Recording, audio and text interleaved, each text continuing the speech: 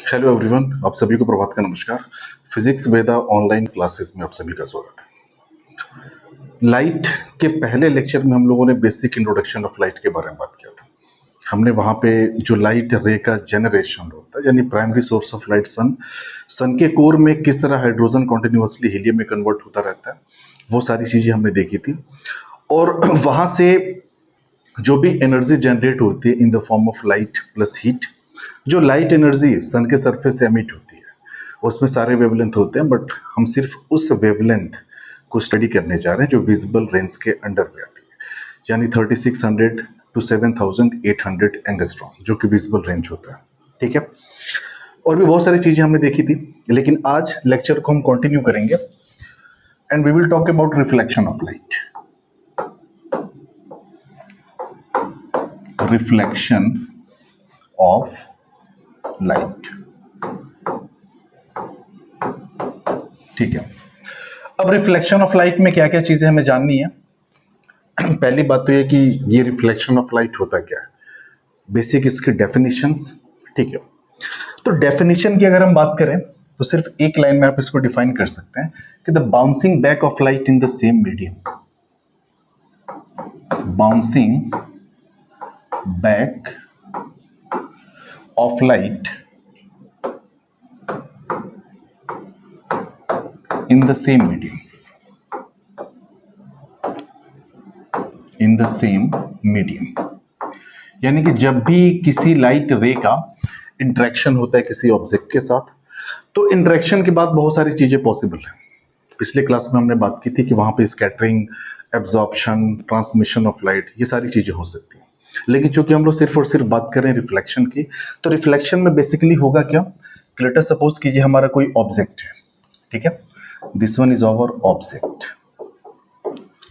एक लाइट आती है और इस पे हिट करती है, और हिट करने के बाद ये जिस मीडियम से आई उसी मीडियम में अगर ये वापस लौट गई, ठीक है, लाइट ने ऑब्जेक्ट को हिट किया, इंसिडेंट हुई, इंसिडेंट होने के बाद वापस लौट गई, इसी प्रोसेस को बोला जाता है रिफ्लेक्शन ऑफ लाइट। ठीक है, एक बात और कि एक्चुअल में लाइट के बारे में हमने थोड़ा बहुत जाना था कि लाइट पार्टिकल और वेव दोनों नेचर को फॉलो करती है, यानी लाइट पार्टिकल के फॉर्म में भी ट्रेवल करती है, वेव के फॉर्म में भी ट्रेवल करती है।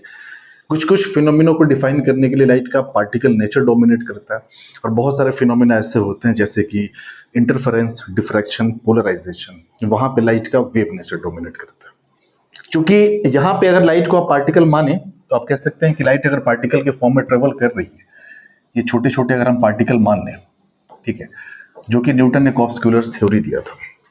बाद में आइंस्टाइन ने भी इसको अपने थियरी में, जैसे कि उन्होंने फोटो इलेक्ट्रिक इफेक्ट जब एक्सप्लेन किया था, तो लाइट को उन्होंने पैकेट ऑफ एनर्जी माना था, उसको फोटॉन्स का नाम दिया था उन्होंने। तो चूंकि यहाँ पे आप साफ साफ देख सकते हैं इन पार्टिकल का कोलिजन हो रहा है ऑब्जेक्ट के साथ। अब अगर आप 10th स्टैंडर्ड में, तो आपको इस बात से कोई मतलब नहीं है कि ये कोलिजन किस टाइप का है, लेकिन अगर आप 12th में हैं तो ये बात जरा सा यहाँ मायने रखती है, कोलिजन किस टाइप का हो सकता है। It can be elastic collision और it can be inelastic collision, यहाँ पे दोनों पॉसिबिलिटी है। ठीक है, उसमें बहुत ज्यादा डिटेल में नहीं जा रहे हैं, लेकिन अगर यहाँ पे कोलिजन कुछ इस तरीके से हो कि लाइट एनर्जी का यहाँ पे एब्जॉर्प्शन हो, यानी एनर्जी अगर कंजर्व रहे, तो आप बोलेंगे फिर तो ये इलास्टिक कोलिजन ही हुआ। ठीक है, जैसा कि रिफ्लेक्शन स्कैटरिंग के केस में अगर ऑब्जेक्ट ने एनर्जी को एब्जॉर्ब नहीं किया, जिस एनर्जी के साथ लाइट आई थी उस एनर्जी को रिफ्लेक्ट कर दिया, तो आपका elastic collision, in elastic collision, जैसे कि फोटो इलेक्ट्रिक इफेक्ट में आप देख सकते हैं। फोटो इलेक्ट्रिक इफेक्ट में ये आप पढ़ेंगे कि फोटोन अपनी एनर्जी लेके सरफेस पे इंसिडेंट होते हैं, तो इंसिडेंट होने के बाद वो अपनी एनर्जी सरफेस के एटम्स को दे देते हैं, यानी कि ऑब्वियस ही बात है कि जो रिफ्लेक्टेड रे होगी या जो रिफ्लेक्टेड फोटॉन्स होंगे उनके पास वो एनर्जी नहीं होगी जो इंसिडेंट होते वक्त थी। It means photo electric effect कह लीजिए या फिर एब्जॉर्प्शन ऑफ लाइट हो रहा है, उस केस में एनर्जी चूंकि कंजर्व नहीं रह पा रही है, तो आप उसको इनइलास्टिक कोलिजन भी बोल सकते हैं। ठीक है, वो टॉपिक नहीं है हमारा, तो उसमें हम डिटेल में बहुत ज्यादा जाएंगे भी नहीं। तो रिफ्लेक्शन ऑफ लाइट में हमने देखा bouncing back of light in the same medium is known as reflection of light. ठीक है, कुछ कुछ चीजें यहाँ पे जाननी बेहद जरूरी है हमारे लिए, जैसे कि हमने सोर्स ऑफ लाइट की बात की थी, that was primary source of light, जो कि हमारा सन होता है। सन पूरे ब्रह्मांड का प्राइमरी सोर्स ऑफ लाइट होता है। ठीक है, सन की लाइट हर जगह जा रही है, सन की लाइट अर्थ पे आएगी, हर एक ऑब्जेक्ट पे जाएगी। अब ऑब्जेक्ट क्या करता है, लाइट को रिफ्लेक्ट कराएगा, स्कैटर कराएगा, मे भी थोड़ा बहुत एब्जॉर्ब कर ले, मे भी ट्रांसमिट कर दे, लाइट को ट्रांसमिशन हो जाए। तो एक्चुअल में ऑब्जेक्ट ने जिस भी लाइट को स्कैटर किया या फिर रिफ्लेक्ट किया, वो ऑब्जेक्ट ही खुद की लाइट नहीं थी। सन की लाइट ऑब्जेक्ट के ऊपर आई, ऑब्जेक्ट ने क्या किया, उसी में से लाइट को रिफ्लेक्ट करा दिया। इसका मतलब कि जो लाइट ह्यूमन आई पे आ रही है वो ऑब्जेक्ट से आ रही है। It means object can behave like a light source. Object भी एक लाइट सोर्स की तरह से बिहेव करेगा, बट ये एक सेकेंडरी लाइट सोर्स होगा। ठीक है, दूसरी बात कि बहुत सारे ऑब्जेक्ट होते हैं जिनके पास उनकी खुद की लाइट होती है। जैसे आप इलेक्ट्रिक बल्ब देख सकते हैं, जैसे कि आप कोई जलती हुई चीज, जैसे कि रेड हॉट आयरन रॉड हो, तो आप देखेंगे वो भी लाल कलर, वो भी एक लाइट को एमिट करता है। ऐसे आप फायर फ्लाइज देख सकते हैं जो जुगनू होते हैं।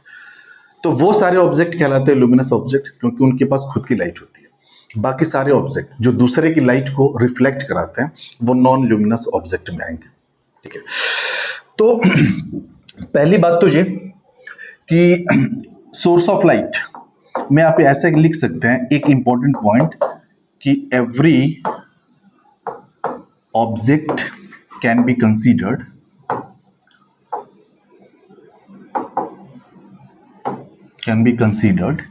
as a secondary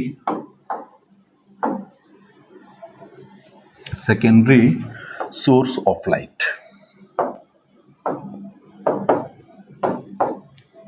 ठीक है, तो जब भी किसी ऑब्जेक्ट की बात हो तो आप समझ जाने कि ऑब्जेक्ट एक तरह से सोर्स ऑफ लाइट की तरह से बिहेव करेगा। कुछ कुछ चीजें जाननी जरूरी है यहाँ पे। पहली चीज ये कि ऑब्जेक्ट क्या होता है। जो लाइट चैप्टर हम पढ़ रहे थे इसमें ऑब्जेक्ट को कैसे डिफाइन करेंगे, इमेज क्या होता है, उसके बहुत ज़्यादा डेफिनेशन में नहीं जाएंगे, बस हम लोग उसका अंडरस्टैंडिंग देखेंगे यहाँ पे। तो ऑब्जेक्ट आपसे कोई पूछे तो आप कह सकते हैं कि हर वो चीज़ जो लाइट को एमिट कर सकती हो, चाहे वो उसकी खुद की लाइट हो या फिर किसी और की लाइट को वो रिफ्लेक्ट करा रही है, स्कैटर करा रही है, वो सारी की सारी चीज़ें ऑब्जेक्ट की कैटेगरीज में आती हैं। ठीक है, तो कुछ कुछ टर्मिनोलॉजीज हम यहाँ पे देख लें। जैसे एक ऑब्जेक्ट हमने लिया, इस ऑब्जेक्ट पे एक लाइट ऐसे आके इंसिडेंट हुई, फिर ये लाइट यहाँ से रिफ्लेक्ट हुई। ठीक है, तो ये आपका कहलाएगा इंसिडेंट रे। ये आपकी जो लाइट है ये कहलाएगी रिफ्लेक्टेड रे। तो पहली बात तो ये कि इंसिडेंट रे की डेफिनेशंस वगैरह ये सब पूछता तो नहीं है, लेकिन आप समझ जाना कि इंसिडेंट रे मतलब इस लाइट रे की आप डायरेक्शन को देखो, तो ये टुवर्ड्स द ऑब्जेक्ट है ना, या टुवर्ड्स द सरफेस, जिस सरफेस पे ये गिरने जा रही है या फिर जहां से इसका रिफ्लेक्शन होने वाला है, तो आप ये कह सकते हैं कि the light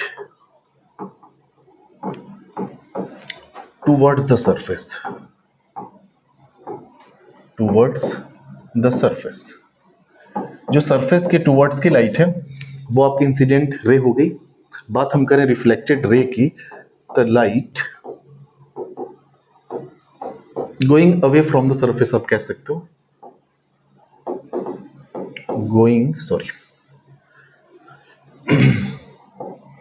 away from the surface, away from the surface. इसके डेफिनेशंस वगैरह पूछता नहीं है, तो इसमें बहुत ज़्यादा हमें सोचने की ज़रूरत नहीं है, बस एक हल्का फुल्का आपको आइडिया दे रहे हैं। तो ये तो रही बात। अब हम बात करेंगे रिफ्लेक्शन के कुछ लॉज होते हैं कि लाइट अगर सरफेस पे इंसिडेंट हुई, वहाँ से अगर वो लौटी है, तो ऐसा नहीं है कि रैंडमली वो किसी भी एंगल पे गई, किसी भी एंगल पे वहाँ से लौट आई। इसके कुछ लॉज होते हैं।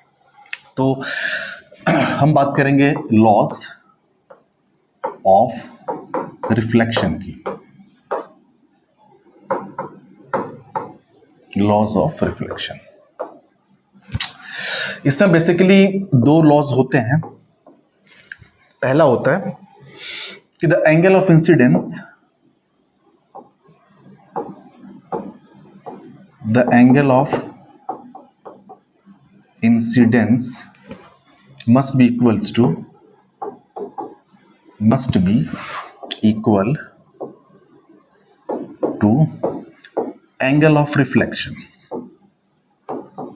Angle of reflection. अब जरा हम बात कर लें कि ये जो एंगल ऑफ इंसिडेंस की बात हो रही है, जो एंगल ऑफ रिफ्लेक्शन की बात हो रही है, एक्चुअल में कौन कौन सा एंगल है। ठीक है, तो हमने वही रैंडमली हमने यहाँ पे एक ऑब्जेक्ट ले लिया। Let us suppose this one is our object, ये हमारा ऑब्जेक्ट है। एक लाइट यहाँ पे इंसिडेंट होती है, तो ये हमारी हो गई इंसिडेंट रे। ठीक है, अब लाइट इंसिडेंट तो हो गई, अब कौन सा एंगल को हम बोले एंगल ऑफ इंसिडेंस, ये इंपॉर्टेंट है। तो भाई एंगल जब भी आप मेजर करेंगे तो दो लाइंस के बीच का मेजर करते हैं, तो जहां पे पॉइंट ऑफ इंसिडेंस है ना, आप वहां पे एक नॉर्मल ड्रॉ कर दीजिए। नॉर्मल मतलब कि line perpendicular to the surface. तो ये हमने क्या किया, एक लाइन ड्रॉ कर दिया जो सरफेस के परपेंडिकुलर है, यानी ये एंगल क्या होना चाहिए 90 डिग्री। इस लाइन को बोला जाएगा नॉर्मल, और आप नॉर्मल वही ड्रॉ करिए जहां पे लाइट इंसिडेंट हुई है। ठीक है, अब the angle between incident ray and normal, this is known as angle of incidence. ठीक है, तो जब भी बात हो कि what is angle of incidence, तो आप ये कह सकते हैं एंगल आई को यहां पे हम डिफाइन कर सकते हैं, एंगल आई। तो एंगल आई एक्चुअल में है क्या, this is the angle between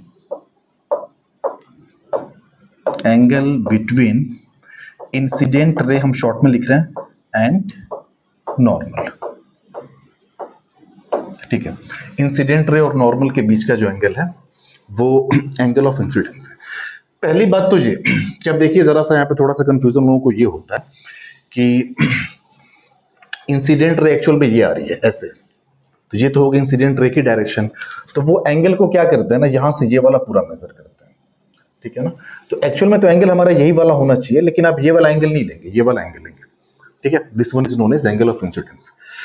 अब ये लाइट यहां से रिफ्लेक्ट होगी, तो लाइट यहां से ऐसे रिफ्लेक्ट हुई, this one is our reflected ray, इसको हमने बोल दिया एंगल आर। ठीक है, तो अगर एंगल आर के बारे में हम बात करें तो एंगल आर क्या हो गया, so this is the angle between reflected ray, R R means reflected ray, and normal, ये सारी चीजें। ठीक है, दूसरी बात तो ये कि नॉर्मली आपके दिमाग में आ रहा होगा कि यार हमने यहाँ पे मिरर नहीं लिया। देखो जरूरी नहीं है कि मिरर हो, लॉज ऑफ रिफ्लेक्शन हर एक सरफेस के लिए वैलिड होता है, चाहे आपकी स्मूथ हो, रफ हो, डार्क हो, शाइनी सरफेस हो, कैसे भी सरफेस हो। इसलिए हमने यहाँ पे भी फिलहाल के लिए एक रैंडम शेप की कोई बॉडी ले रखी है। ठीक है, दूसरी बात ये बेसिक टर्मिनोलॉजीज तो हम लोग देख चुके, ये सब क्या क्या चीजें होती हैं। तो जो हमने लिखा है कि angle of incidence must be equals to angle of reflection, ये फर्स्ट लॉ के अंडर में है, तो angle I must be equals to angle R. ठीक है ना, जब भी रिफ्लेक्शन होगा तो यहाँ पे ये दोनों एंगल्स जो होंगे आपस में बराबर होंगे, this is our first law of reflection. Okay, आगे हम बात करते हैं कि जो इसका सेकेंड लॉ है, वो सेकेंड लॉ क्या कहता है। सेकेंड लॉ ये कहता है कि the incident ray, reflected ray and normal at the point of incidence,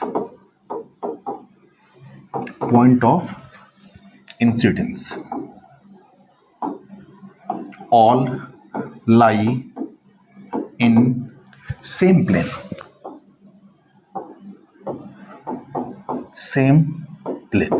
देखो यहां पे इस चीज को लेके थोड़ा सा कंफ्यूजन होता है बच्चों में। सेम प्लेन कहने का क्या मतलब है, सेम प्लेन कहने का ये मतलब है कि जैसे मान लो कि जो इंसिडेंट रे है हमारी इस बोर्ड को पकड़ के आ रही है, तो नॉर्मल भी इसी बोर्ड में चिपका हुआ होना चाहिए, रिफ्लेक्टेड रे जो है वो इसी बोर्ड को पकड़ के जानी चाहिए। ऐसा नहीं कि नॉर्मल कुछ ऐसे हो, इंसिडेंट रे ऐसे कुछ हवा में, रिफ्लेक्टेड रे ऐसे कुछ हवा में जा रही है, नहीं ऐसा नहीं होना चाहिए, तीनों की तीनों एक ही प्लेन में होनी चाहिए, ये कहने का ये मतलब है। तो ये तो हमारे लॉज ऑफ रिफ्लेक्शन हो गए, जिसमें हमने पहला देखा the angle of incidence must be equals to angle of reflection, and the second one is incident ray, reflected ray and normal at the point of incidence all lie in same plane, सबके सब same plane में होने चाहिए। ठीक है, अब जरा सा हम बात कर लेते हैं मिरर वगैरह के केस में कि मिरर में हम कैसे इन सब चीजों को देखते हैं। तो सबसे पहले तो आप ये जानिए कि what is mirror. Mirror actual में है क्या? तो मिरर में है क्या कि एक आपकी ट्रांसपेरेंट ग्लास है, this one is our transparent glass, ठीक है। अब ट्रांसपेरेंट ग्लास में क्या कर दिया गया कि एक यहां पे, सॉरी, ट्रांसपेरेंट ग्लास में यहां पे ऐसे पॉलिशिंग कर दी गई उसके पीछे,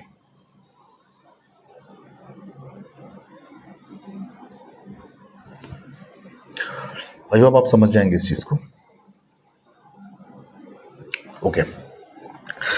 तो जो येलो कलर से दिख रहा है ना, ये हमारी ट्रांसपेरेंट ग्लास शीट है, ये आपकी है ट्रांसपेरेंट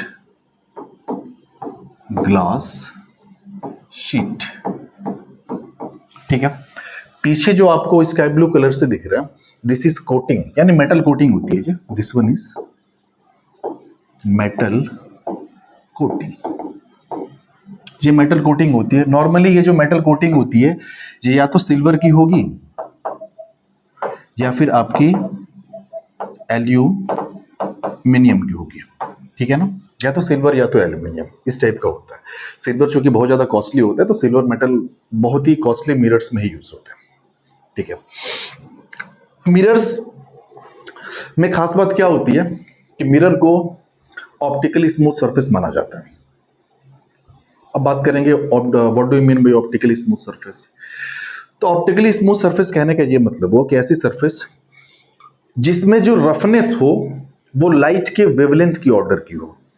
अब लाइट का जो वेवलेंथ होता है, जो हम खास करके विजिबल लाइट के बारे में पढ़ रहे हैं, यानी कि 3600 एंगस्ट्रॉम टू 7800 एंगस्ट्रॉम, यानी ये विजिबल लाइट की वेवलेंथ है। अगर सरफेस की रफनेस इस ऑर्डर की है, रफनेस बहुत ज़्यादा नहीं है, अगर उसमें डेंट वगैरह है, कुछ भी है, रफ है, अगर वो लाइट के वेवलेंथ की ऑर्डर की है, मतलब इतनी कम है, तो सरफेस को ऑप्टिकली स्मूथ सरफेस माना जाता है। उसके अलावा बाकी सारी सरफेसेस को रफ माना जाता है। आप एक टाइल्स ले लो, टाइल्स ऑप्टिकली स्मूथ सरफेस नहीं माना जाएगा, लेकिन मिरर को या ग्लास को ऑप्टिकली स्मूथ सरफेस माना जाता है, ठीक है। तो ये तो हमारा हो गया मिरर। अब देखो मिरर में खास बात क्या होती है कि मिरर के बारे में एक्चुअल में हम लोग पढ़ने क्यों जा रहे हैं। अगर इसको नॉर्मली आप बुक्स वगैरह में देखेंगे तो ऐसे दिखा देता है एक लाइन, और साथ ही साथ पीछे ऐसे ऐसे कर देगा। तो ये जो आपको स्पाइक्स दिख रहा है ना, ये एक्चुअल में कोटिंग को रिप्रेजेंट कर रहा है। This is the back side of the mirror, this one is the front side of the mirror, ये फ्रंट साइड है, ठीक है।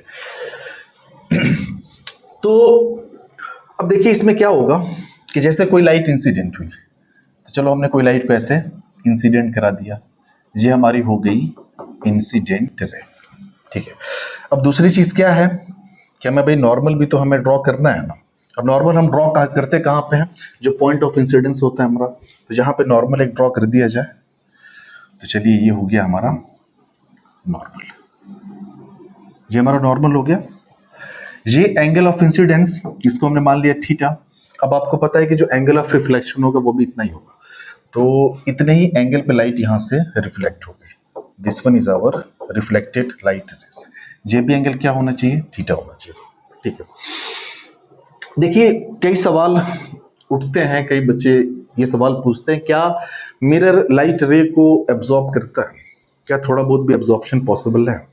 मिरर हम लोग इसलिए यूज करते हैं बेसिकली क्योंकि मिरर जो रिफ्लेक्शन देता है उसमें एब्जॉर्प्शन ना के बराबर होता है, ठीक है।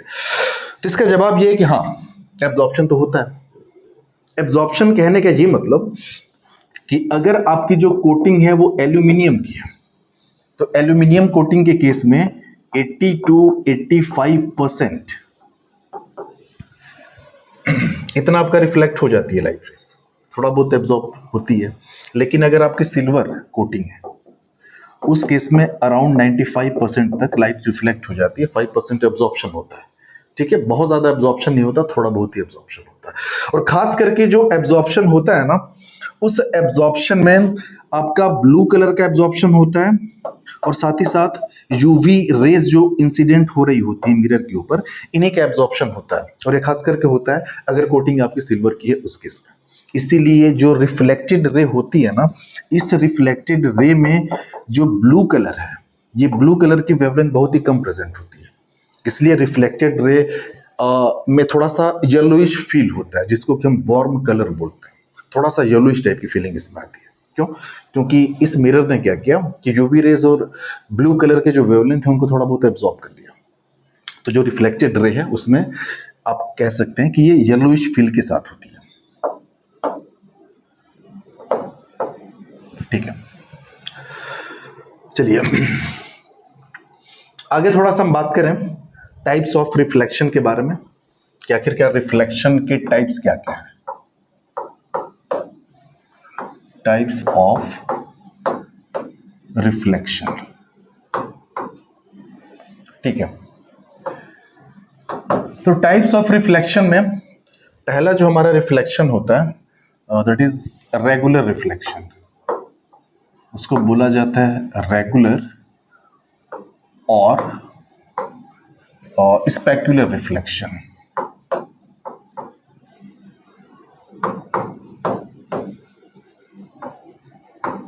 रेगुलर और स्पेक्युलर रिफ्लेक्शन। अब इस रिफ्लेक्शन में क्या खास बात होती है उसको अब जरा ध्यान से आप समझिएगा। जैसे हमने बना दिया एक ऐसे मिरर, तो सबसे पहले तो हमने, माफ करिएगा, चलिए इसको थोड़ा सा हम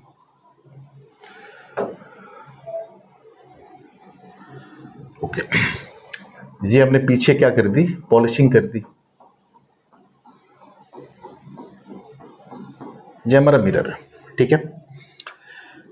एक लाइट है जो अब इसमें क्या करें, पैरेलल सेट्स ऑफ काफी सारी लाइट रेज, यानी लाइट बीम को हम इंसिडेंट कर रहे हैं। माफ करिएगा, हमने लाइट बीम को डिफाइन नहीं किया, तो लाइट बीम की ऐसा जैसे कोई खास डेफिनेशन भी नहीं।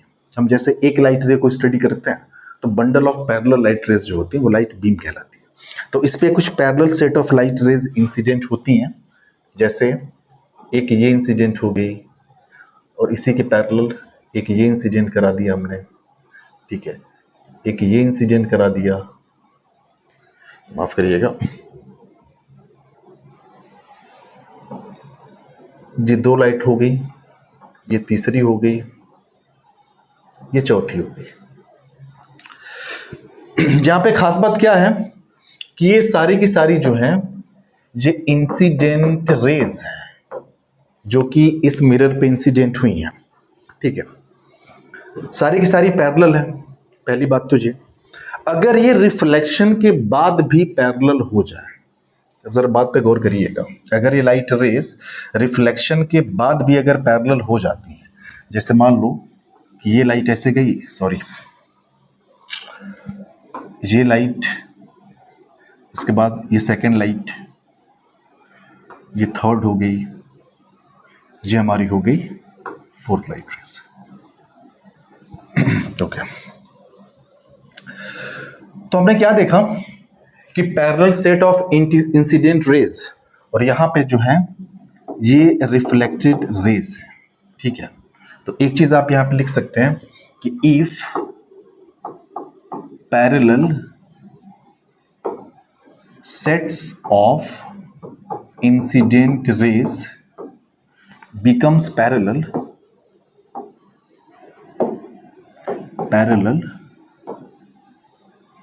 after reflection, अगर वो रिफ्लेक्शन के बाद पैरेलल हो जाती हैं after reflection, then that type of reflection is known as specular reflection और regular reflection। देखिए यहाँ पे प्योर आपका जो लॉ ऑफ रिफ्लेक्शन है वो फॉलो हुआ है। कहने का मतलब कि यहाँ पे ये जो एंगल ऑफ इंसिडेंस रहा होगा थीटा, तो ये भी रहा होगा थीटा, एंगल ऑफ रिफ्लेक्शन हर एक लाइट रेज के लिए। आप कहीं भी बात करो, जैसे यहाँ भी हम बात करें तो यहाँ पे अगर मान लो कि थीटा डैश है तो ये भी एंगल क्या रहा होगा, थीटा डैश, आप कुछ भी कह लो, ठीक है ना। तो लॉज ऑफ रिफ्लेक्शन यहाँ फॉलो हुआ है, ऐसा नहीं फॉलो नहीं होगा। लॉज ऑफ रिफ्लेक्शन हर एक टाइप के रिफ्लेक्शन में फॉलो होता है, चाहे वो आपका किसी भी टाइप का रिफ्लेक्शन हो, किसी भी टाइप की सरफेस हो। तो if parallel set of incident rays becomes parallel after reflection, then that reflection is known as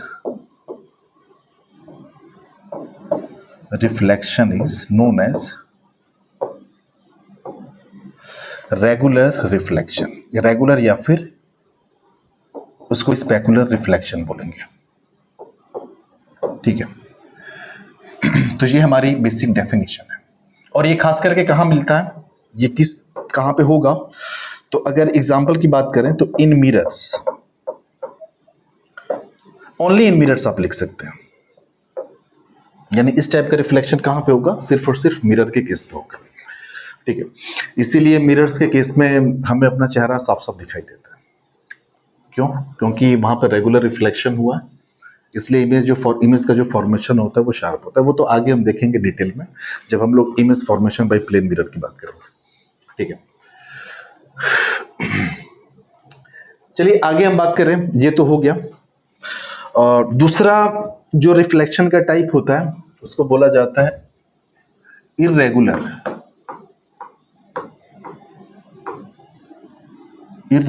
और डिफ्यूज रिफ्लेक्शन।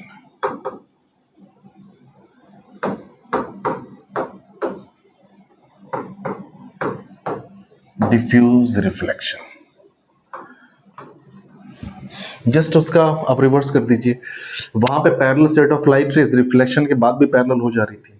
यहां पे अगर लाइट रेज पैरेलल इंसिडेंट हुई हैं तो वो जरूरी नहीं कि पैरेलली रिफ्लेक्ट भी होंगी, वो रिफ्लेक्शन के बाद रैंडम डायरेक्शंस में जाएंगी। जैसे एक रैंडम हमने कोई सरफेस ऐसे ले लिया, अब आप बोलोगे सरफेस आपने ऐसा क्यों लिया, तो एक्चुअल में जो इरेगुलर रिफ्लेक्शन या डिफ्यूज रिफ्लेक्शन होता है वो रफ सरफेसेस में होता है। रफ सरफेस मतलब मिरर के अलावा जितने भी आप सरफेस लेंगे वो ऑप्टिकली रफ सरफेस माने जाते हैं। सिर्फ मिरर होता है जो ऑप्टिकली स्मूथ सरफेस माना जाता है, और मिरर में जो भी रिफ्लेक्शन होता है दैट इज रेगुलर या फिर स्पेकुलर रिफ्लेक्शन। अब इसमें हमने क्या किया कि different types of parallel light rays हम इंसिडेंट कर दें। तो चलो, एक लाइट रेज हमने यहाँ पे इंसिडेंट कर दिया, दूसरी को हमने यहाँ पे इंसिडेंट कर दिया, तीसरी लाइट रेज को हम यहाँ पे इंसिडेंट कराते हैं। चलो, तीन ही लाइट रेज हम ले रहे हैं बेसिकली। ठीक है, अब जहां पे लाइट इंसिडेंट हुई है वहां पे तो हमने नॉर्मल ड्रॉ करना पड़ेगा ना। तो चलो नॉर्मल ड्रॉ कर लेते हैं सबसे पहले। ओके, तो यहां पे नॉर्मल ड्रॉ किया, जी हमारा नॉर्मल हो गया। यहां पे नॉर्मल ड्रॉ करना है तो चलो यहां पे ड्रॉ कर लिया नॉर्मल, ये हो गया नॉर्मल। यहां पे ड्रॉ करना है, यहां पे हो गया नॉर्मल। ये नॉर्मल हमने ड्रॉ कर लिया तीनों जगह पे। अब यहाँ पे आप एंगल्स देख लो, तो चलो हमने मान लिया कि θ1 एंगल है, ये θ2 एंगल है, ये θ3 एंगल है। और एक और लाइट को इंसिडेंट करा ही देते हैं। एक लाइट को हमने यहाँ पे इंसिडेंट, सॉरी पैरेलली चाहिए ना, तो एक लाइट रे को हमने यहाँ पे इंसिडेंट करा दिया। अब यहाँ पे नॉर्मल ड्रॉ करो, तो यहाँ पे जब भी आप नॉर्मल ड्रॉ करोगे तो ये नॉर्मल इस वाले पॉइंट पे कुछ ऐसे आया, ये हो गया नॉर्मल। ठीक है, तो ये एंगल हमने मान लिया θ4। अब सारी लाइट को आप रिफ्लेक्ट कराओ। ठीक है, तो हम चूंकि रिफ्लेक्टेड लाइट रेस को कुछ अलग कलर से ले रहे हैं ताकि कंफ्यूजन हो। तो ये θ4 पे रिफ्लेक्ट होगी तो ये लाइट ऐसे चलेगी। ठीक है, ये θ3 पे रिफ्लेक्ट होगा तो ये लाइट कुछ ऐसे चलेगी। ये लाइट θ2 पे रिफ्लेक्ट होगी तो ये लाइट कुछ ऐसे चली गई। ये θ1 पे रिफ्लेक्ट होगा तो ये कुछ ऐसे चला गया। अब जरा आप गौर से आप देखेंगे ना तो आप बोलेंगे यार कि हमारे पास जो इंसिडेंट रेस थी ये तो पैरेलल थी, ये पैरेलल इंसिडेंट रेस थी। लेकिन यहाँ पे अगर आप रिफ्लेक्टेड रे को देखो ना तो एक रिफ्लेक्टेड रे ये हो गई, दूसरी ये हो गई, तीसरी ये हो गई, चौथी ये हो गई। क्या ये पैरेलल है रिफ्लेक्शन के बाद? नहीं, ये सब रैंडम डायरेक्शन में जा रही है। यानी कि यहाँ पे अगर कोई इमेज का फॉर्मेशन होता भी है रिफ्लेक्टेड रे के इंटरसेक्शन की वजह से, तो वो इमेज इतना ब्लर या इतना डल बनेगा कि आप उसको देख तक नहीं पाओगे। ठीक है, और ये सारे रिफ्लेक्शंस यानी इरेगुलर या डिफ्यूज रिफ्लेक्शन होता कहाँ पे है? तो ये मिरर के अलावा जितने भी सरफेसेस होते हैं, मतलब रफ सरफेस जो थोड़े बहुत आपके डल हों, वहां पे होता है। ठीक है, तो एक चीज और यहाँ पे ध्यान दे सकते हैं कि एक्चुअल में मिरर के केस में होता है क्या, ये रिफ्लेक्शन जो आपका रेगुलर या स्पेक्युलर रिफ्लेक्शन है वो वहां पे होगा जहां पे जो रफनेस लेवल होगा। रफनेस ये किस ऑर्डर की होनी चाहिए? तो लाइट के वेवलेंथ की ऑर्डर की होनी चाहिए। यानी लाइट की वेवलेंथ आपकी होती है 3600 से 7800 एंगस्ट्रॉम। यानी ये अगर रफनेस, जरूरी नहीं कि मिरर, आप कोई भी ऐसा सरफेस बना लो, लेट सपोज आपने कई दफा देखा होगा कि जो मिरर्स होते हैं वो जरूरी नहीं कि सिर्फ और सिर्फ ग्लास और ग्लास के पीछे कोटिंग करके ही बनाया जाता है, जरूरी नहीं है। कई सारे मिरर्स होते हैं जो मेटल्स के होते हैं, मेटल्स को इतना शाइन कर दिया जाता है कि उसमें चेहरा तक दिखने लगता है। तो शाइन करने में हम करते क्या है कि उसका जो रफनेस है हम इस लेवल का कर देते हैं, लाइट के वेवलेंथ के ऑर्डर का, और उस केस में जो वहां पर रिफ्लेक्शन होता है वो रेगुलर होता है या फिर आपका स्पेकुलर रिफ्लेक्शन होता है। लेकिन यहाँ पे इस पर्टिकुलर केस की अगर बात करें तो यहाँ पे जो सरफेस का रफनेस है, जो रैंडमनेस है, ये बहुत ज्यादा है। तो यहाँ पे आप ये कह सकते हैं कि यहाँ पे जो रफनेस है ये ग्रेटर देन आपका जो वेवलेंथ हमारा था, यानी 36007800 एंगस्ट्रॉम, इससे कहीं ज्यादा होता है। इसलिए ऐसी सरफेस जहां पे रफनेस लेवल लाइट की वेवलेंथ से बहुत ज्यादा हो, वहां पे आपका इरेगुलर या फिर डिफ्यूज रिफ्लेक्शंस होता है, यानी कि अदर देन मिरर्स। आप ये कह सकते हैं कि जैसे रिफ्लेक्शन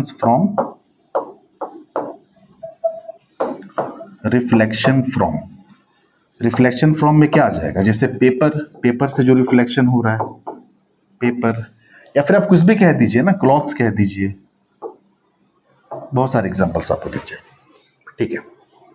तो ये सारी चीजें हैं। चलिए बार बार हम बात कर रहे हैं कि इंसिडेंट रे क्या है, रिफ्लेक्टेड रे क्या है, हमने ये देख लिया, लॉ ऑफ रिफ्लेक्शंस देख लिए, टाइप्स ऑफ रिफ्लेक्शंस हम जान गए कि रेगुलर रिफ्लेक्शन और साथ ही साथ इरेगुलर रिफ्लेक्शंस होते हैं, कहाँ होते हैं, क्यों होते हैं, ये भी हम जान गए। अब जरा सा हम बात करेंगे ऑब्जेक्ट और इमेज को लेके, ठीक है, कि आखिरकार आप ऑब्जेक्ट को कैसे डिफाइन करते हैं, ठीक है, ऑब्जेक्ट। तो एक बात याद रखिएगा कि हम लोग इस चैप्टर में एक्चुअल में ऑप्टिकल डिवाइसेस, ऑप्टिकल इंस्ट्रूमेंट्स के बारे में बात करेंगे, जैसे मिरर, लेंस, मिरर में भी spherical mirrors, plane mirror, parabolic mirrors, तो खैर आउट ऑफ सिलेबस। आगे चल के बहुत सारी चीजें और होंगी ऑप्टिकल इंस्ट्रूमेंट्स में, माइक्रोस्कोप, टेलीस्कोप वगैरह वगैरह। तो जो ऑब्जेक्ट होता है ये डिफाइन होता है किसी पर्टिकुलर ऑप्टिकल इंस्ट्रूमेंट के लिए। जैसे हम ये बात करेंगे कि इस मिरर के लिए कौन ऑब्जेक्ट है, ठीक है ना। जरूरी नहीं कि मिरर के लिए जो ऑब्जेक्ट है वो सबके लिए ऑब्जेक्ट होगा, या हो सकता है कि मिरर के लिए जो इमेज है वो सबके लिए इमेज होगा, ये जरूरी नहीं है, हो सकता है वो किसी और के लिए ऑब्जेक्ट भी बन रहा हो। तो ऑब्जेक्ट को बेसिकली जब हम डिफाइन करते हैं तो कैसे डिफाइन करेंगे कि द पॉइंट ऑफ इंटरसेक्शन, इसको थोड़ा सा हम समझाएंगे डायग्राम के जरिए। The point of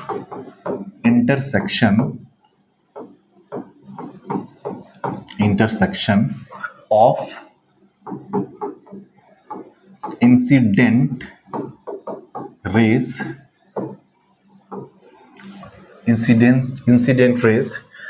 is defined as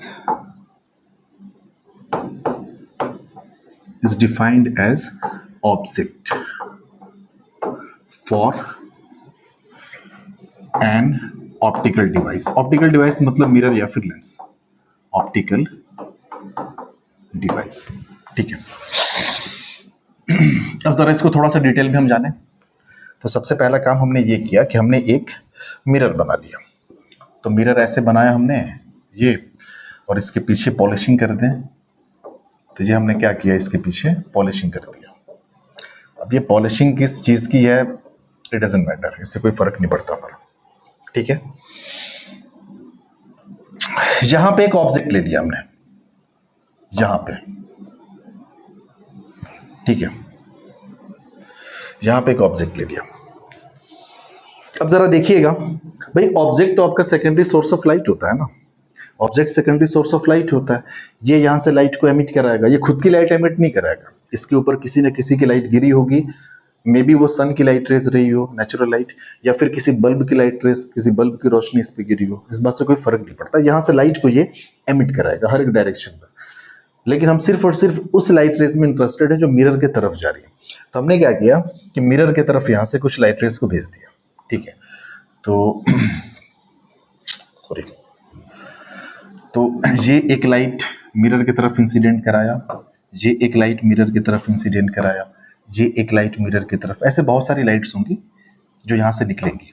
और ऑब्वियस सी बात है, हमने शुरू में ही बताया था कि जो लाइट्स होती हैं वो स्ट्रेट लाइन में ट्रेवल करती हैं, रेक्टिलिनियर प्रोपगेशन ऑफ लाइट। अपना सारा का सारा रे ऑप्टिक्स जो है वो इसी कॉन्सेप्ट बेस्ड है कि लाइट जो होगी वो स्ट्रेट लाइन में ट्रेवल करेगी। अब देखिए, हमने बोला था कि इस पर्टिकुलर मिरर के लिए ऑब्जेक्ट कौन है। तो आप बोलोगे यार कि इसमें सवाल में कुछ लॉजिक ही नहीं है, ऑब्जेक्ट साफ साफ दिख रहा है ये। ये बात सही है, क्योंकि इंसिडेंट रे, ये सारी की सारी क्या है, इंसिडेंट रे है। इंसिडेंट रे किसके लिए, फॉर द मिरर, कि मिरर के लिए इंसिडेंट रे है, ठीक है। तो मिरर के लिए इंसिडेंट रे है और इन सारी इंसिडेंट रे का ये पॉइंट ऑफ इंटरसेक्शन है, तो इसको हम ऑब्जेक्ट बोलेंगे। लेकिन एक बात और, इसको एक और नाम दिया गया, ये रियल ऑब्जेक्ट। क्यों? क्योंकि लाइट सच में यहाँ पे मीट कर रही है, यहाँ पे ये एक्चुअल पॉइंट ऑफ इंटरसेक्शन है। तो यहां से दो चीजें निकल के सामने आती हैं। एक तो हो गया आपका रियल ऑब्जेक्ट, कि रियल ऑब्जेक्ट को आप डिफाइन कैसे करेंगे। तो रियल ऑब्जेक्ट की जो बेसिक डेफिनेशन होती है, आप ऐसे लिख सकते हैं कि if the incident rays for an optical device, कह लीजिए मिरर के बजाय ज्यादा बेटर होगा, for an optical device are diverging in nature, this is important, are diverging in nature, are diverging in nature. अब देखिए, इस मिरर के लिए जो इंसिडेंट रे आ रही है, तो वो रे कहां से आएंगी, किसी न किसी ऑब्जेक्ट से आएंगी। तो अगर ये रे डाइवर्जिंग नेचर की, आप देखिए फैल रही है, diverging in nature, then the object is known as real object, known as real object for the optical device, for the optical device, ठीक है। जो ऑब्जेक्ट आपका कैसा माना जाएगा, रियल ऑब्जेक्ट माना जाएगा, ठीक है। अब आपके दिमाग में सवाल आएगा कि यार सारे के सारे जो ऑब्जेक्ट होंगे वहां से लाइट जब निकलेंगे तो वो डाइवर्जिंग नेचर की तो होंगी। तो ऑब्वियस सी बात है कि मिरर पे गिरने वाले जो इंसिडेंट रेज हैं वो डाइवर्जिंग नेचर के ही होंगे, तो ऑब्जेक्ट तो सिर्फ और सिर्फ रियल ही होना चाहिए। नहीं, ऐसा नहीं है। अब जरा आप दूसरा यहाँ पे केस देखिएगा, उसमें चीजें आपको थोड़ा सा अलग दिखेंगी। तो हमने क्या किया कि एक ऐसे मिरर रैंडम हम बनाने जा रहे हैं, इस पर हमने पीछे ऐसे पॉलिशिंग कर दी, ठीक है।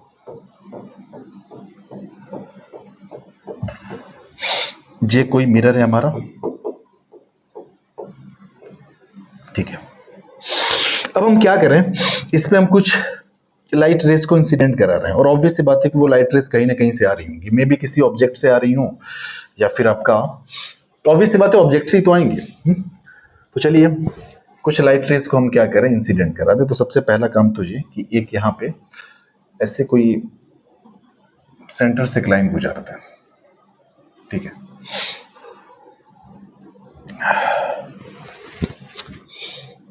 एक लाइट ऐसे इंसिडेंट हुई, ठीक है।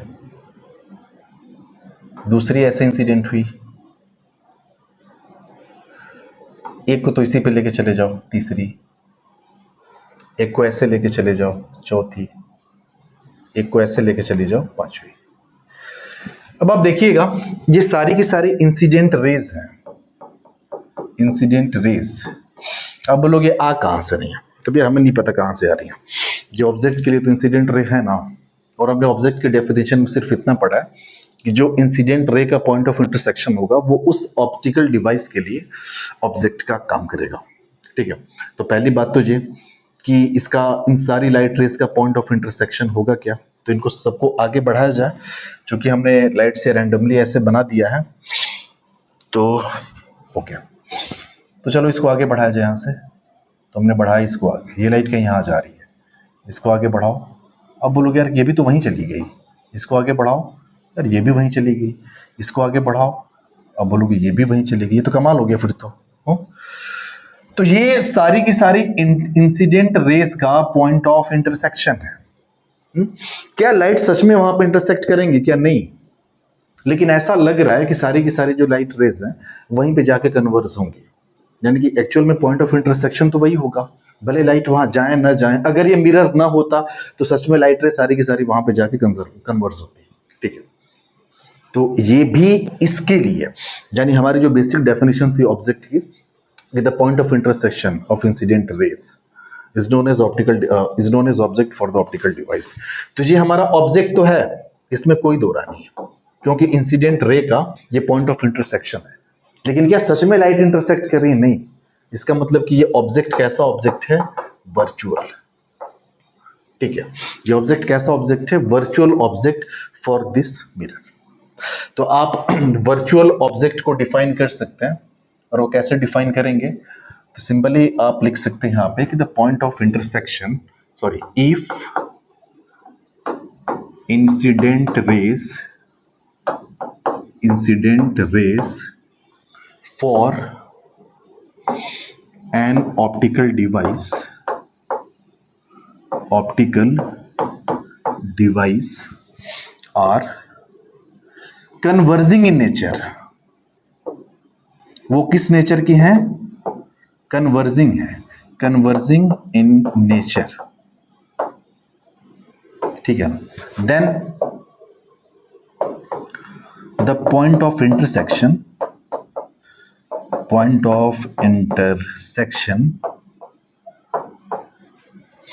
Of those incident rays is defined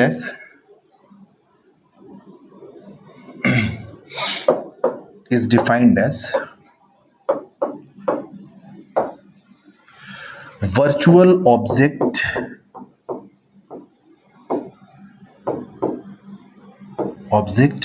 for that optical device. तो आई होप आपको दोनों में फर्क समझ में आ गया होगा कि आपका वर्चुअल ऑब्जेक्ट क्या होता है और साथ ही साथ आपका रियल ऑब्जेक्ट क्या होता है। वर्चुअल इसलिए बोला क्योंकि लाइट वर्चुअली वहां पे इंटरसेक्ट करेंगे, सच में नहीं करेंगे। और आपने देखा जब वर्चुअल ऑब्जेक्ट होगा तो मिरर के बैक साइड होगा, ऑब्जेक्ट अगर आपका रियल है तो आपके मिरर के फ्रंट साइड पे होगा। तो आई थिंक ये सारी जो बेसिक डेफिनेशंस हैं, ये सारी चीजें हम लोग जान गए। अब जैसे आपके ऑब्जेक्ट रियल और वर्चुअल होते हैं ना, वैसे ही आपके इमेज भी रियल और वर्चुअल होते हैं। क्योंकि अभी हमने इमेज डायग्राम के बारे में कुछ पढ़ा नहीं है, इसलिए अभी हम उसकी बातें नहीं कर रहे हैं कि इमेज कैसे होंगे, क्या होंगे। ठीक है, चूंकि रिफ्लेक्शंस के ही बेसिक्स वगैरह हम देख रहे हैं, तो रिफ्लेक्शन में आप दो चीजें याद रखिएगा। एक होता है नॉर्मल इंसिडेंट,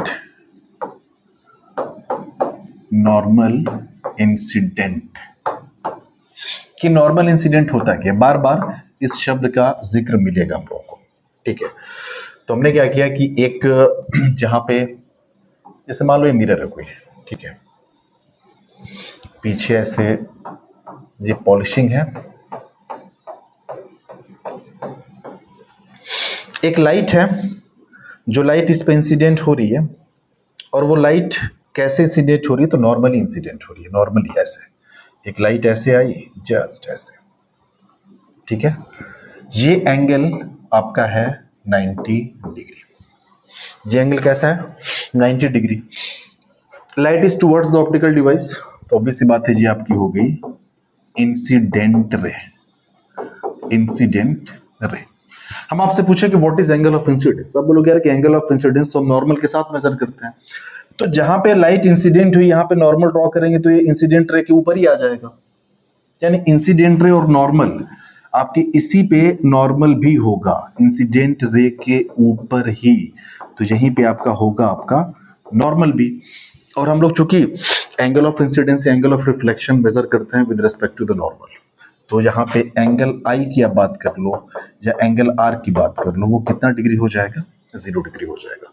तो जब भी ये शब्द आए नॉर्मल इंसिडेंट, तो आप समझ जाना कि वहां पे एंगल ऑफ इंसिडेंस और एंगल ऑफ जो रिफ्लेक्शन है वो आपका 0 डिग्री है।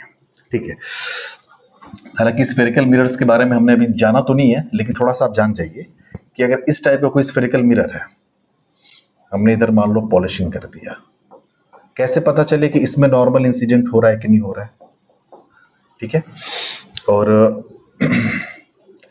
चलिए आपने 10th में इतना तो पढ़ा ही है, नहीं पढ़ा तो बस इतना जानिए कि स्फेरिकल मिरर है तो कोई ना कोई इसका सेंटर रहा होगा, ये आपका सेंटर ऑफ कर्वेचर है। ठीक है, तो अगर कोई लाइट अगर कोई लाइट ऐसे आ रही है, लेट अस सपोज कि ऐसे लाइट यहां पे इंसिडेंट हुई, ओके।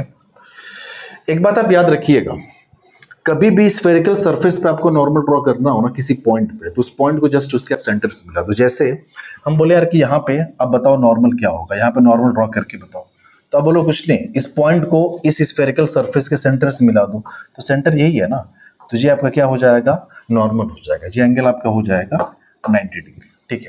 हम आपसे बोले कि यार यहाँ पे नॉर्मल ड्रॉ करो, आप बोलो कि नॉर्मल ड्रॉ करने के लिए इसको किससे मिला दो, सी से मिला दो। तो जब सी से इसको मिलाओगे तो इसी लाइन के ऊपर आपका नॉर्मल भी आ जाएगा, जो आपकी इंसिडेंट रे है, ये आपकी हो गई इंसिडेंट रे, तो नॉर्मल भी इसी के ऊपर है। ये एंगल एक्चुअल में आपका हो जाएगा 90 डिग्री, ठीक है। तो हम आपसे पूछें कि एंगल आई कितना हुआ, तो एंगल आई हो या एंगल आर हो, वो कितना हो जाएगा, सॉरी 0 डिग्री, 0 डिग्री, ठीक है। तो रिफ्लेक्टेड रे भी आपकी क्या हो जाएगी, इसी पे चली जाएगी। यहां भी ऐसा ही था, लाइट ऐसे इंसिडेंट हुई, रिफ्लेक्ट होने के बाद इसी पे वो वापस भी चली जाएगी, ठीक है। तो ये तो बात रही नॉर्मल इंसिडेंट की। जैसे मान लो कि इस मिरर का आपको नाम पता है, ये कनकेव मिरर है, लेकिन मान लो मिरर अगर कन्वेक्स होता तब क्या करता है, कोई दिक्कत नहीं है। कन्वेक्स के केस में बहुत ज्यादा आपको लोड नहीं लेना। Let us suppose this one is our convex mirror, तो ये हमारा हो गया कन्वेक्स मिरर, ये पॉलिशिंग हमने की, और ये हमारा हुआ, एक लाइन होती है जो सेंटर से पास करती है मिरर के and perpendicular to the mirror, उसको बुलाया जाता है प्रिंसिपल एक्सिस। सारी चीजें हम लोग पढ़ेंगे जब स्फेरिकल मिरर स्टार्ट किया जाएगा। यहाँ पे कुछ ना कुछ सेंटर होगा इसका, ये सी। अब एक लाइट जो है वो यहाँ पे इंसिडेंट होती है, लेट अस सपोज कि यहाँ पे एक लाइट जो है वो यहाँ पे इंसिडेंट हुई, ठीक है। अब हम बोले यार कि लाइट तो इंसिडेंट हो गई, एंगल ऑफ इंसिडेंस बताओ। तो एंगल ऑफ इंसिडेंस बताने के पहले आप वहां पे नॉर्मल तो ड्रॉ करो। नॉर्मल ड्रॉ करने के लिए आपको क्या करना पड़ेगा, सी से इसको मिलाना पड़ेगा। तो जब आप सी से इसको मिलाओगे ना, तो आप देखोगे कि जस्ट एक ही लाइन मिलेगी आपको, सेम लाइन। आप उसको हमने थोड़ा हाथ से ड्रॉ किया इसलिए आपको ऐसा लग रहा होगा, इसी के ऊपर चला जाएगा। तो आप बोलोगे यार कि ये एंगल तो आपका 90 डिग्री है, क्योंकि हमने सी से उस पॉइंट पे लाइन ड्रॉ किया है सेंटर ऑफ कर्वेचर से, और सेंटर ऑफ कर्वेचर से स्फेरिकल सरफेस पे कोई लाइन ड्रॉ करो तो हमेशा 90 डिग्री पे ही होती है। इसका मतलब कि ये जो इंसिडेंट रे है ये कितने डिग्री पे इंसिडेंट हुई है, अब बोलोगे ये विद रेस्पेक्ट टू सरफेस तो 90 डिग्री पे इंसिडेंट हुई है, लेकिन अगर यहाँ पे एंगल ऑफ इंसिडेंस की बात करें तो एंगल ऑफ इंसिडेंस या फिर एंगल ऑफ रिफ्लेक्शन दोनों यहाँ पे होगा 0 डिग्री, 0 डिग्री। यानी लाइट जब रिफ्लेक्ट होगी तो इसी पे चली जाएगी, रिफ्लेक्टेड रे पे। तो इस चीज को आप ध्यान रखेंगे। सो this is all about normal incident. जरा से हम बात कर लें ग्रेजिंग इंसिडेंट। एक और शब्द होता है ग्रेजिंग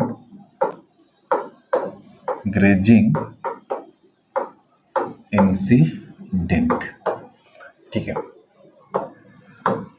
अब ग्रेजिंग इंसिडेंट है क्या, let us suppose we are having a mirror. जैसे मान लो कि ये हमारे पास कोई मिरर है, तो चलो ऐसे मिरर बना दिया, थोड़ा बड़ा हमने बना दिया ऐसे। ये आपका कन्वेक्स मिरर है। कैसा मिरर है, कन्वेक्स मिरर। ये कोई पॉइंट है यहाँ पे। अब एक लाइट को हम इंसिडेंट कराने जा रहे हैं, उसको जरा गौर से देखिएगा। तो लाइट हमने लिया और ये लाइट, एक लाइट ऐसे इंसिडेंट हुई यहां पे, ठीक है। ये हमारी कौन सी रे है, इंसिडेंट रे। इस पॉइंट पे इंसिडेंट हुई है, ये कोई पॉइंट है आपका, let us suppose point B. ये हो गया पॉइंट पी, ये वाला जो पॉइंट है। अब जहां पे लाइट इंसिडेंट हुई है तो वहां पे तो हमने नॉर्मल ड्रॉ करना होगा ना, तो चलो नॉर्मल ड्रॉ कर ही लेते हैं। तो जब आप नॉर्मल ड्रॉ करोगे तो ये आपका हो गया नॉर्मल। जो नॉर्मल ड्रॉ कर लिया हमने, ये एंगल आप देखोगे तो आपको दिखेगा कि यार ये एंगल तो 90 डिग्री है, यानी कि एंगल आई की वैल्यू साफ साफ दिख रही है। ये आपका हो गया नॉर्मल, ये हो गया incident ray. The angle between normal and incident ray eight the point of incidence, ये आपको साफ साफ दिख रहा है कि 90 डिग्री है, क्योंकि लाइट टेंजेंशियली जा रही है सरफेस पे, इस पॉइंट पे टच करती हुई जा रही है। मतलब incident ray behaves like a tangent at this point. तो अगर ये 90 डिग्री हो गया तो आप बोलोगे यार फिर तो कहानी में ट्विस्ट है, आपका एंगल ऑफ रिफ्लेक्शन भी 90 होना चाहिए। तो एंगल ऑफ रिफ्लेक्शन आपका 90 हो जाएगा कुछ ऐसे, ये। तो कहने का ये मतलब हुआ कि ये भी एंगल आपका कितना हो जाएगा, 90 डिग्री एंगल आर। ठीक है, तो ग्रेजिंग इंसिडेंट में, in case of grazing incident, angle I बराबर एंगल आर बराबर कितना होता है, 90 डिग्री होता है। ग्रेज मतलब चरना होता है, जैसे जानवर जमीन को चरते हुए जाते हैं ना, टच करते हुए, ऐसे यहाँ पे इंसिडेंट रे और रिफ्लेक्टेड रे दोनों यहाँ पे सरफेस को चरती हुई जा रही है, यानी ग्रेज करती हुई जा रही है। ये शब्द बार बार इस्तेमाल करने को मिलेगा, तो इसलिए हमने इसको थोड़ा सा समझा दिया आपको। तो अब हम लोग पूरी तरह से प्रिपेयर हैं कि हम लोग इमेज फॉर्मेशन की बात कर सकते हैं, image formation due to plane mirror, और वहाँ पे हम लोग पहले पॉइंट ऑब्जेक्ट का देखेंगे, फिर एक्सटेंडेड ऑब्जेक्ट का, उसके बाद कुछ टर्म्स होंगे एंगल ऑफ डेविएशंस। तो 1-2 लेक्चर अभी फिलहाल प्लेन मिरर में हम लोग थोड़ा बहुत बात करेंगे, उसके बाद हम लोग स्टार्ट करेंगे अपना स्फेरिकल मिरर। आई होप आपको समझ में आया होगा। Thank you, have a good time.